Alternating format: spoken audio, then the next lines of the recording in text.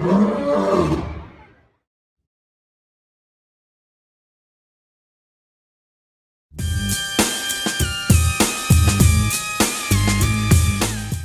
unto them that decree unrighteous decrees, and that write grievousness which they have prescribed.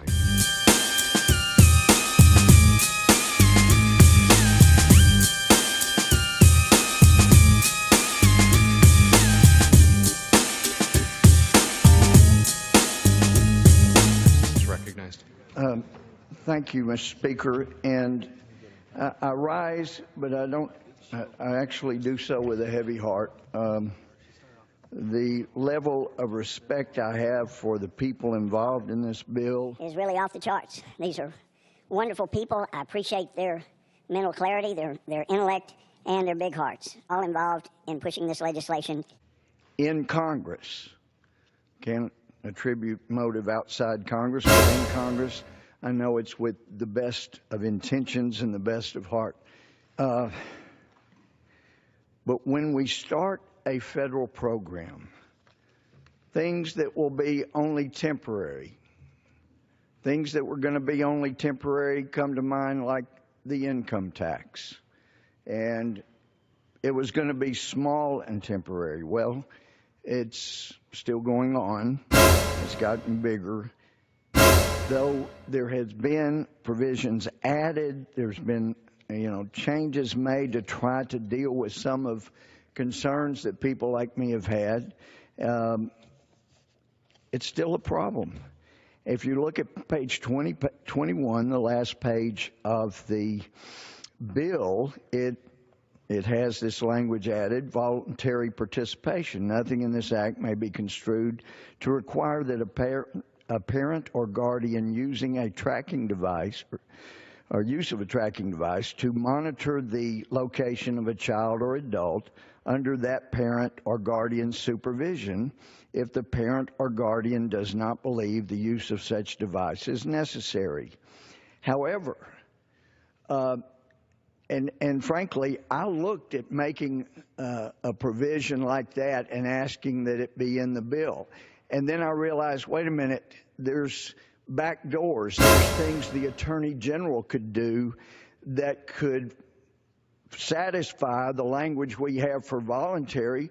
Okay, no, the parent or guardian won't have to do that or monitor that, but we have the system in place. It's a federal system. So now we have the capability to monitor and track people. This person is a problem. The definition of whom could have this procedure or implement used is, as we're told, people with Alzheimer's, people with autism, people who may wander off. Or, and the words are, a developmental disability. Well, developmental disability, that's a severe or chronic disability of an individual 5 years or older that is attributable to a mental or physical impairment or a combination of those. Personality disorders like antisocial disorder were once called sociopath or psychopath. But there's an argument that they are a developmental disorder, and they are chronic for so many people. And so then you begin to see, well, we don't have a very tight definition of what a developmentally disabled person is.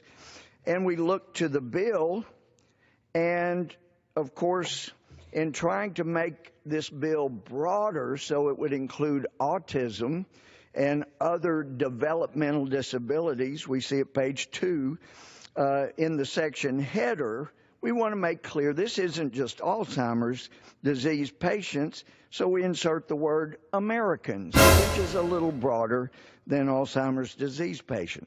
Again, that is in the header, so it's not necessarily language, and people like me that have had to review language as a judge or a chief justice and write opinions on what words mean, how they apply to these circumstances. I see where this goes. We will have a federal tracking program. we will have a federal tracking program. But it's only for people with Alzheimer's or autism that wander off. Well, yeah, or developmental disabilities. But it's a mental health issue and it's a physical issue. Because we know, and I know this is what's driven my friends supporting this bill, we have had people wander off and be found dead. All of us have seen stories like that.